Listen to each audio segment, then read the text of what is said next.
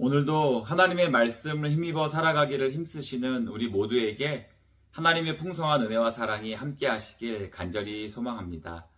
오늘 본문 말씀은 욥기 22장 1절부터 20절까지입니다. 욥의 친구 소발과의 두 번째 논쟁이 끝이 나고 이제 엘리바스와의 세 번째 논쟁이 시작됩니다. 그런데요, 그동안은 친구들이 애둘러서 욥이 하나님께 범죄해서 고통과 고난을 당하는 것이라고 말했다고 한다면, 이제 오늘 본문을 보면 직접적이고 직설적으로 욥이 어떠한 범죄들을 저질렀기 때문에 고난을 당하는 것인지 그 죄악들을 나열하는 것을 보게 됩니다. 엘리바스는 6절에서 욥이 이유 없이 형제들의 재산을 압류하고 사람들의 옷을 빼앗아서 헐벗게 했다고 했습니다.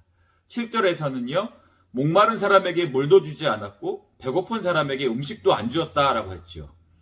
9절을 보니까 과부를 빈손으로 돌려보냈다고 했는데, 그것은 도움이 필요한 사람을 매몰차게 내쳤다는 의미고요. 또 욥이 고아들을 학대했다고 엘리바스가 지적하죠. 그리고는 8절에서 뭐라고 했냐면, 욥이 그렇게 악을 행하여 재산을 쌓아 부자가 되고 스스로 존귀한 자가 되었다고 정죄를 합니다. 그동안의 욥과 친구들의 논쟁을 보면요, 친구들은 그저 까닭 없이 고통을 당하게 되는 경우는 없다라는 식의 주장을 펼쳤었습니다. 그런데 갑자기 그들의 태도가 돌변하는 것을 보게 되죠. 왜일까요? 욥과의 대화를 주고받는 상황 속에서 그들이 주장하는 것에 대한 욥의 반론에 딱히 대응할 수 있는 근거가 없었기 때문이죠. 그들은 분명히 임과 응보의 진리를 이야기했지만 그것만으로 다 설명할 수 없었던 하나님의 섭리를 저들이 알지 못했고, 또한 그래서 욥이 친구들에게 말했던 고통과 고난의 비밀들을 친구들이 인정하고 받아들이지 못했음을 우리는 본문을 통해서 보게 됩니다. 그러다 보니까 엘리바스가 무리수를 두기 시작한 것이죠. 여러분, 지금 본문에서 엘리바스가 나열한 욥의 죄악들이 사실인가요? 아닙니다. 정말 욥이 엘리바스가 말하고 있는 것과 같은 죄악들을 저질렀다고 한다면 하나님은 욥에 대해서 이렇게 평가하지 않았을 것입니다. 욥기 1장 1절이죠. 우스 땅에 욥이라 불리는 사람이 있었는데 그 사람은 온전하고 정직하여 하나님을 경외하며 악에서 떠난 자더라 라고 했습니다. 또 1장 3절에서는 이 사람은 동방 사람 중에 가장 훌륭한 자라고 했죠. 욥에 대한 하나님의 평가이고 하나님의 말씀입니다. 우리는 그것을 더하거나 뺄 것이 없죠. 욥은 하나님 앞에 그런 사람이었던 것입니다. 물론 욥이 0.0001%의 흠결만큼도 없었을 것이라고는 생각하지 않습니다. 욥 스스로도 자신이 완벽한 거룩을 이루며 사는 사람이라고도 생각하지 않았고요. 그러니까 번제를 드리며 자신의 실수와 죄악들을 하나님 앞에 고하며 죄사함을 위해 하나님께 나아갔던 것이고요. 욥도 우리와 같은 사람으로서 실수도 있었고 잘못된 행동도 있었겠죠. 하지만 적어도 욥이 엘리바스가 말한 것처럼 자기의 욕심을 채우기 위해 아무렇게나 매정하게 인생을 살지 않았음을 우리는 알 수 있습니다. 그러니까 지금 엘리바스는 자신의 주장이 더 이상 받아들여지지 않고 뭔가 자신에게 불리하게 돌아가는 것 같으니까 어떤 일을 저지르는 것입니까? 거짓말을 하게 되더란 것입니다. 지금 엘리바스는 욥에게 없는 죄를 만들어서 뒤집어 씌우고 있는 것이죠. 여러분, 이게 얼마나 잔인한 일인지 아실 겁니다. 글쎄요, 욥이 살았던 당시의 상황에서는 어땠는지 알 수 없지만 오늘날 엘리바스가 행하는 이러한 악한 행동들이 단순히 루머를 생산하는 것으로 그치지 않는다는 사실을 우리는 뉴스 보도를 통해서 보게 되죠.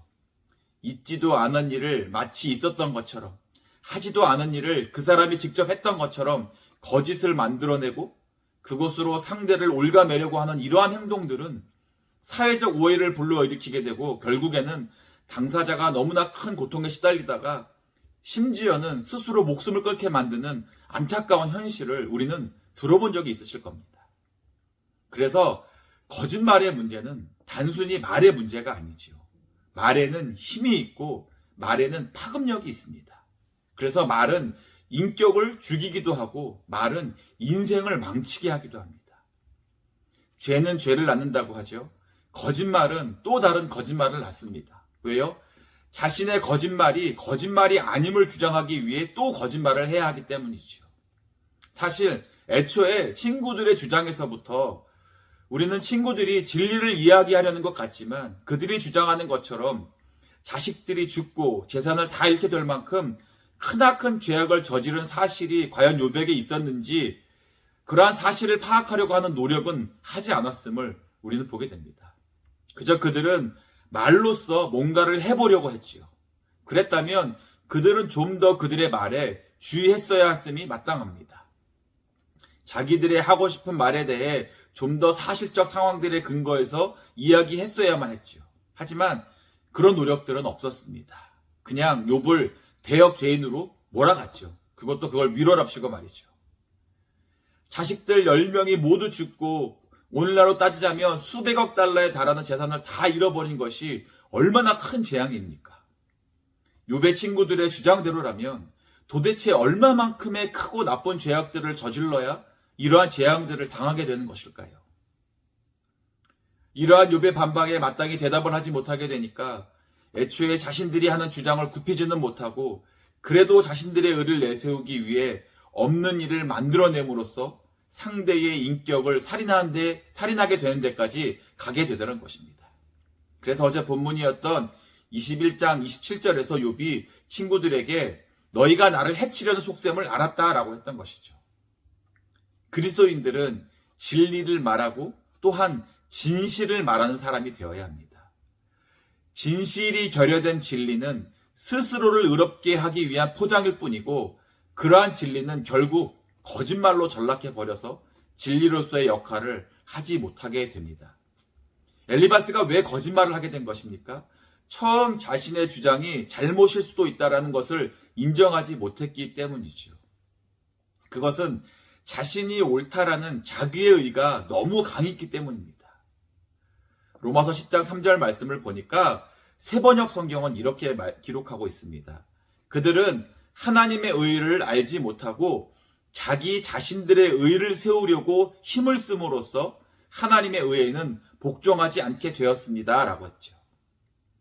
자신들의 아는 것이 자신들의 의가 되어서 욥이 어떤 말을 해도 들으려 하지 않았고 자신들의 의 때문에 거짓말을 만들어냈던 것입니다. 그러므로 우리는 우리가 아는 것이 우리의 의가 되지 않도록 힘써야 합니다. 그리스도인들에게 의는 우리를 위해 십자가를 지신 오직 예수 그리스도뿐입니다. 계속해서 본문 2절과 3절 말씀을 보니까 엘리바스가 이런 말을 했습니다. 사람이 어찌 하나님께 유익하겠느냐? 지혜로운 자도 자기에게 유익할 따름이니라. 내가 의로운 전능자에게 무슨 기쁨이 있겠으며 내 행위가 온전한들 그에게 무슨 이익이 되겠느냐라고 했죠. 이 말씀을 보니까 엘리바스가 거짓말을 넘어서 이제는 하나님의 마음까지도 스스로 판단하고 정해버리는 잘못을 범하고 있는 것을 보게 됩니다. 하나님의 본질마저 왜곡해버리고 하나님의 뜻마저 왜곡해버리는 것이죠. 우리가 아무리 의롭고 바르게 행한들 하나님께 무슨 유익이 있겠냐고 했습니다. 그러나 하나님은 죄인 한 사람이 회개하고 주님께 돌아올 때 기뻐하신다고 성경은 기록하죠. 만약 엘리바스의 말대로 우리와 하나님이 별다른 관계가 없다면 왜 하나님께서 우리들을 구원하시기 위해 자신의 아들을 내어주시기까지 하셨겠습니까? 하나님은 아들 예수 그리스도를 우리를 위한 죄의 희생제물로 주실 만큼 우리들을 사랑하셨고 누구든지 그 아들 예수 그리스도를 믿는 자마다 하나님의 자녀가 되는 산길을 열어놓으셨습니다. 하나님은 우리들을 하나님을 찬양하고 예배하기 위해 창조하셨죠. 찬양과 예배는 우리가 거룩하신 하나님과 사귐을 누리는 귀한 통로입니다. 그렇게 하나님은 믿는 자들을 통해 영광을 받으시죠. 엘리바스의 말대로 인간의 지혜가 하나님께 별 유익이 없긴 하겠지만 그의 말처럼 인간된 우리들이 하나님에게 아무런 상관이 없는 것은 아닙니다. 스바냐 3장 17절 말씀은 이렇게 말씀합니다. 너희 하나님 여호와가 너희 가운데 계시니 그는 구원을 베푸실 전능자시라. 그가 너로 말미암아 기쁨을 이기지 못하시며 너를 잠잠히 사랑하시며 너로 말미암아 즐거이 부르며 기뻐하시리라 라고 했습니다. 하나님은 우리를 기뻐하시는 분이십니다. 우리로 말미암아 기쁨을 누리시는 분이 바로 우리 하나님이시라는 거죠. 그러므로 오늘 우리가 사는 삶이 하나님께 기쁨이 되기를 소망합니다. 비록 우리는 연약하지만 주님의 말씀을 따라 거룩하기를 힘쓰며 우리의 행위를 힘써 온전하게 함으로써 하나님께 영광과 기쁨을 드리게 되는 우리 모두가 되시기를 주님의 이름으로 간절히 축원합니다.